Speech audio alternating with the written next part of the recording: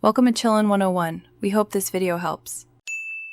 You start by powering off the iPhone and clearing the area. This prevents shorts and keeps you focused.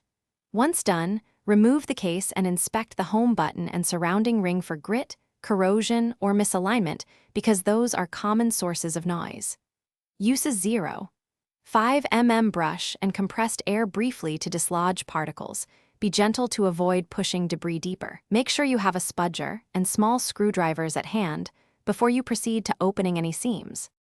You next remove the pentalobe screws and use a suction cup plus spudger to open the screen just enough to access connectors. Do not fully detach yet. Once the display is slightly lifted, disconnect the battery to eliminate electrical risk. Then find and unscrew the bracket over the home button flex cable.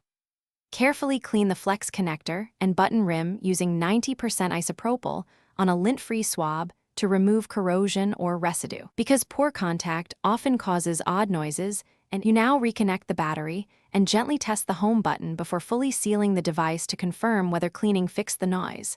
Listen closely for any residual grinding or popping.